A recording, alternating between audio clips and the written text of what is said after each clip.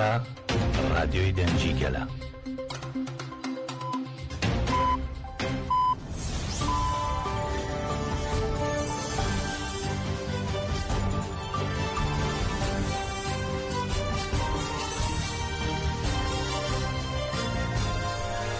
ئەم کاتتان باش بیسەرانی هێژار لە ناوەندی هەواڵەکانی ڕادیۆ دەنگی گەل بە یارمەتی هاوکارانم گەشتی هەواڵەکانی ئەم کاتژمێرەتان پێشکەش دەکەین.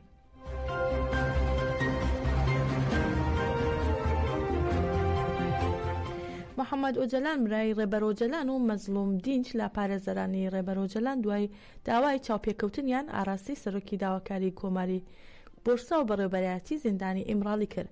هەروەها بنەماڵەی زیندانیانی دیکە ئەمینە کونار خوشکی عومەر خێری کونار و پۆڵات یڵدرم برای حامڵی یڵدرم و مەلیحەت چەتین خوشکی وەیسی ئاکتاش داوای چاوپێکەوتنیان پێشکەش کرد.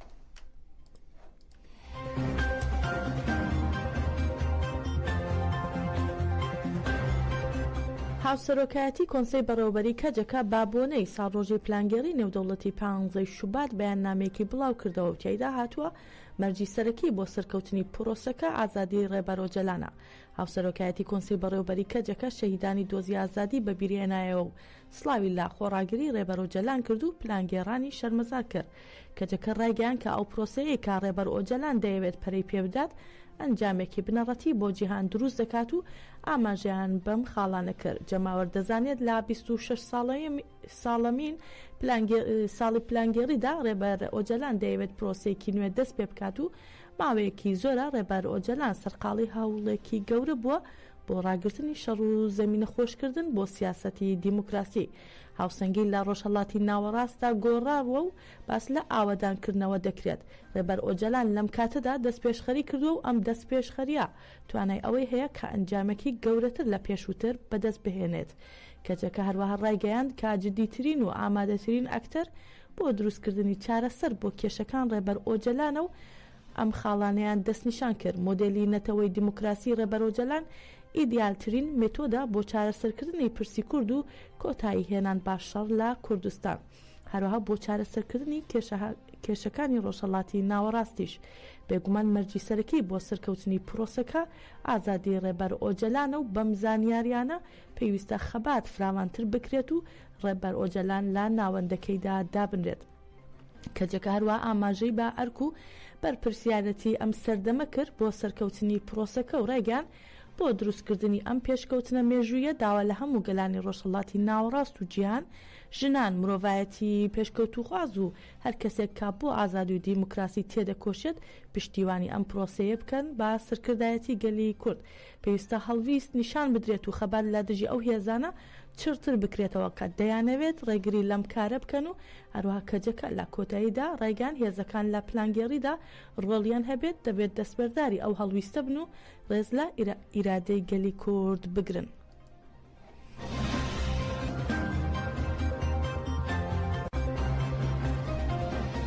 جەمیل بایەک هاوسەرۆکی کۆنسەی بەڕێوەبەری کەجەکە لە بەرنامێکی تایبەتی کەناڵی ستێرک تیڤی پێش بەیاننامەی چاوەڕوان کراوەکەی ڕێبەرئۆجەلان هەڵسەنگاندنی بۆ دۆخەکە کرد و ڕایگەیان کە ڕێبەرئۆجەلان نامەیەکی بۆ ناردوون و وتی ڕێبەرئۆجەلان دەیەوێت دۆزی مێژووی لە ڕۆژهەڵاتی ناوەڕاست بەرەو پێشەوە ببات.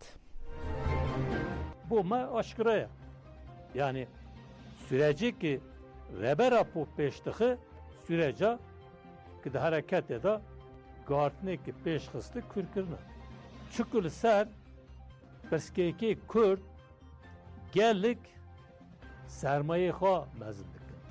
Hem di nav Kurda da Kurdê îşbirlikçî xayîn naxwazin pirsgirêk çareser bi daîm şer hebe çikû li wê dere gelek qazanç dikin. Dewletê Tirkiye dîsa dixwaze şer hebe û li wê qazanç dike. Bi sayê nav netewî da jî zata sistemê kapitalîst modernîte li ser şer Kurdistan ava kiriye. Rebertî bere ji got li ser pirmê ap û ser pirmê PKK gelek jan dikin. Var rastîk e. Çünkü pirsgirêk eger di zemînê şer da derkeve dikeve zemînê siyasî hukukî artık evna nikanin rad bi dest xwaxin. Nikanin dizimiziya bikin. Reber apo ew pêngavêkê di dîrokê da avêtî berdameye pengav ketavişi ve Kürdik. Divir da inisiyatifike vardı güldas xo.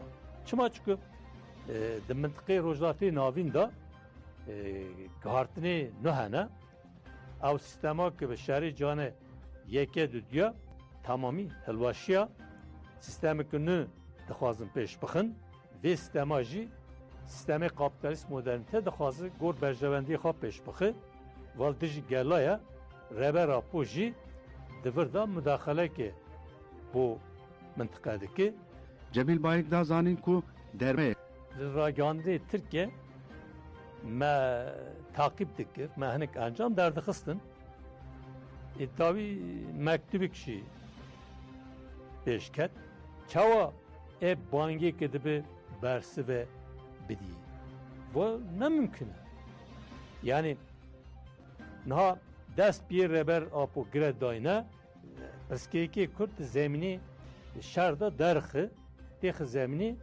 demokratik bûne servî asasî karekî dimeşîne nîqaşeke çe dibin li ser gel li ser demokrata sosyalîsta rewşenbîra tesîreke erenî çe dike li ser me jî tesîreke baş çe dike coşike heyecanekî çe dike lazım e her kesik ve bizane ki madem rebera po inisiyatifik vargirtiye lazım e her kesik desti rebera po xort bike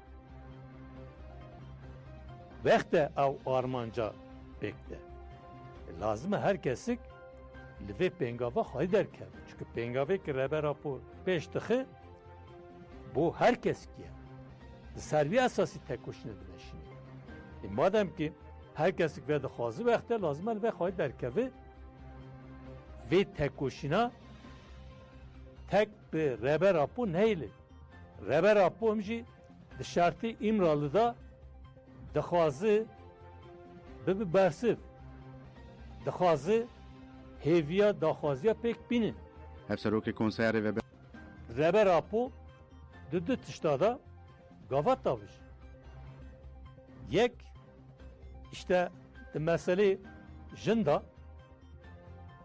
xatê azadî jinda bere pengavek aviti da jî Kürdik dîsa da alî sosyalizme da pengavek aviti da Kürdik li gel wana rojdatê navîn da gihartinê pir mezin çe dibin sistemê kapitalîst modernîte dixwaze gor berjewendiyê xwe ava bike rebera po jî dixwaze gor gela ava bike va pengavana da rebertî kronik çekiriye rebera po bu ve karekî dîrokî dixwaze bo gelê Kurd jî bo hemû beşê Kurd him jî bo rojdatê navîn serve jî bo însaniyetê dixwaze pek bîne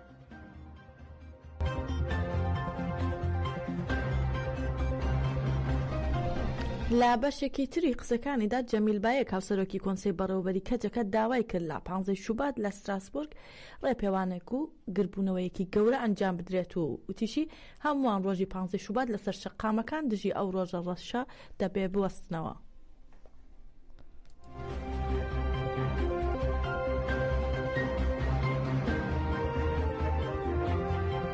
بۆ 15 شوباتê li her cîkî çalakî hene diyareke ew çalakene ev sal daha jî mestir bibin lazim e jî mestir çe bibin li Strasburg çalakî heye meş heye banga min kilere dib bav bin her kesik lazim e bu 15 Şubatê bimeşi tevlê bibe mîtinga da hejmarê pir mezin bigene dengê gelê me lazim e vê sürece da pir xort derkeve dengê xwe û dengê rebera po lazim e bikin yek wexte işte azadiyê rebera po fizîkî çe dibe wexte piskekê Kurd dikevir yê çareseriye demokratik bûn azadî bûn دژیان کرد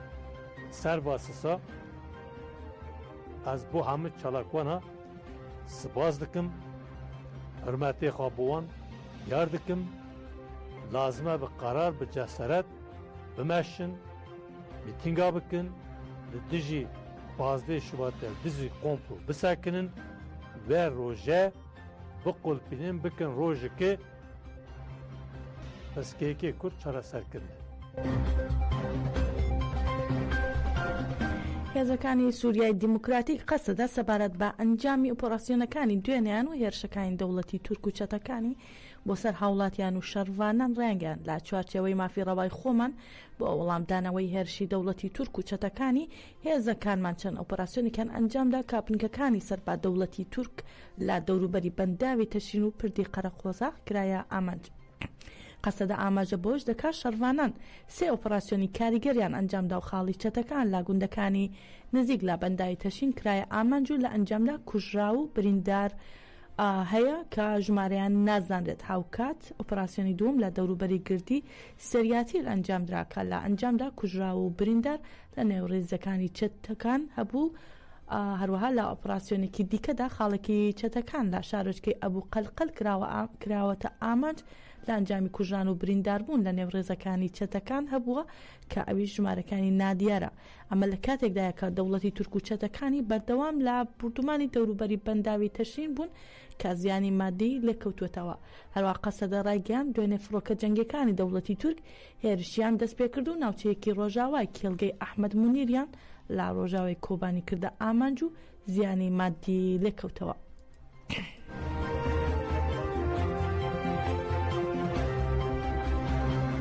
سەرۆکی فەرەنسا پشتیوانی وڵاتەکەی بۆ هێزەکانی سووریای دیموکراتیک دووپات کردەوە و دەڵێت ئەرکی ئێمەیە واز لە شەڕوانان نەهێنین و بەرژەوەندیەکانیان بپارێزین. ئێمانوێل مەکرۆن سەرۆکی فەرەنسا ڕایگەیاند ئێمە لە شەڕی دژی تێرۆردا لە سووریا قەرزارباری شەڕوانانین و هاوپەیمانێکی بەهێزمان بوون. سەرۆکی فەرەنسا جەخت دەکاتەوە لە پشتیوانیکردنی وڵاتەکەی لە قەسەدە و دەشڵێت ئەرکی ئێمەیە بەرژەوەندیەکانی قەسەدە بپارێزین و وازیان لێ نەهێنین.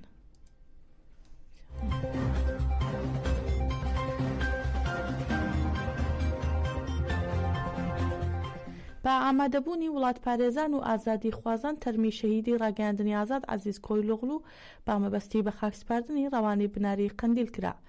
لە ناوچەی دەرکۆتری سەرباز سەنگەسێری ئیدارەی ڕاپەرین تەرمی شەهید عەزیز کۆیلۆغلو ڕەوانەی بناری قەندیل کرا. وڵات پارێزان و ئازادی خوازان بەشداریان لە مەراسمی ڕەوانەکردنەکەدا کردووە و بڕیارە تەرمی شەهید عەزیز لە گۆڕستانی شەهیدان لە بناری قەندیل سپاردەی خاک بکرێت.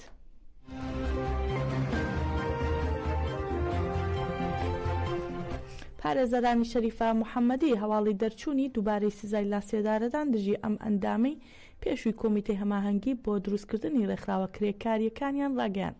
ئەم هەواڵە لە کاتێکدا بڵاو دەبێتەوە کا پێشتر لە دیوانی باڵای ئێران سزای لاسێدارەدانی شەریفە محەممەدی هەڵوەشابووەوە. شەریفە محەممەدی ساڵی ڕابردوو لەلایەن هێزە ئەمنیەکانەوە دەست بەسەر و بۆ ماوەیەکی درێژ لا گرتوخانەکاندا زیندانی و ڕوبەڕووی لێدان و ئەشکەنجا بووبووە و لقیەکی دادگای ئینقلابی ڕەشت ناوبراوی بە تۆمەتی بەغی هەمان با لە سێدارەدان محکوم کردبوو.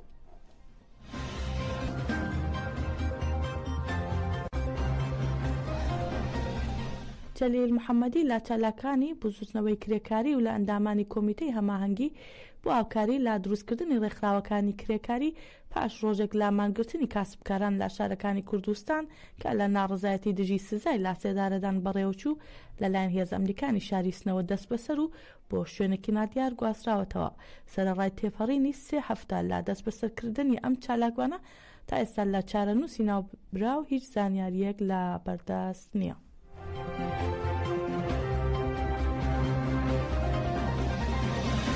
گەشتی هەواڵەکانمان پێشکەشکردن هەر شاد بن.